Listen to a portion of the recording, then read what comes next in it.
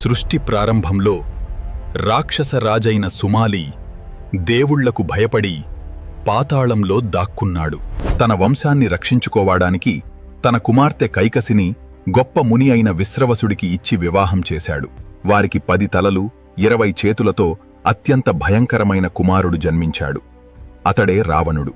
చిన్నతనం నుంచే వేదాలను అభ్యసించాడు. అతను శివుని గొప్ప భక్తుడు మరియు అద్భుతమైన మేధావి.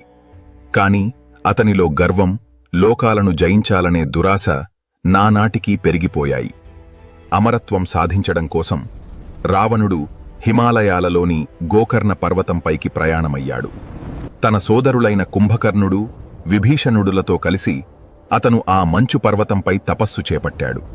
10,000 సంవత్సరాల పాటు వారు అత్యంత కఠినమైన తపస్సు ప్రారంభించారు. వాతావరణం ఎంత భయంకరంగా ఉన్నా రావణుడు చలించకుండా బ్రహ్మపై మనసు లగ్నం చేశాడు. తపస్సు తీవ్రతను పెంచడానికి ఒక పెద్ద అగ్నిగుండాన్ని ఏర్పాటు చేశాడు.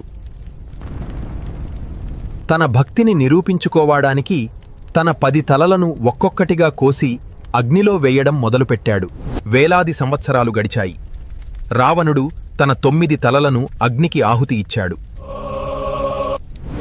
చివరికి తన 10వ తలను కూడా కోయడానికి కత్తి పైకెత్తాడు.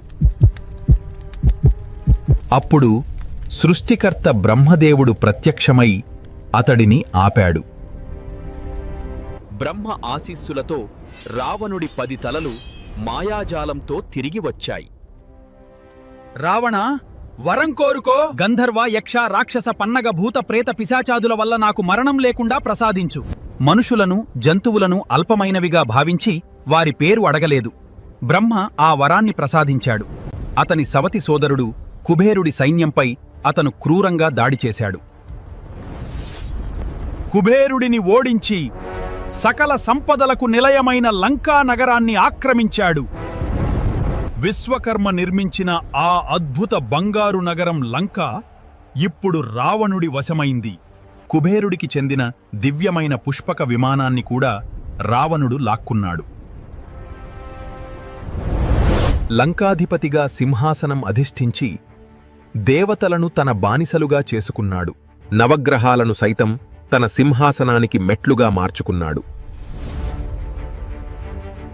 ముల్లోకాలలో రావణుడి రాక్షస మూకలు సామాన్యులను, ఋషులను హింసించడం ప్రారంభించాయి. యజ్ఞ, యాగాదులు ధ్వంసమయ్యాయి. ధర్మం కనుమరుగవుతోంది.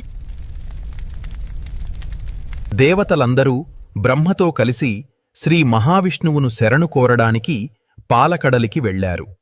క్షీరసాగర తీరంలో నిలబడి వారు తమను రక్షించమని శ్రీహరిని భక్తి శ్రద్ధలతో ప్రార్థించారు. అప్పుడు శేషనాగుపై పవళించిన మహావిష్ణువు వారికి అభయమిస్తూ ప్రత్యక్షమయ్యాడు. దేవతల మొరవిన్న విష్ణువు వారిని ఓదార్చి భయపడవద్దని చెప్పాడు.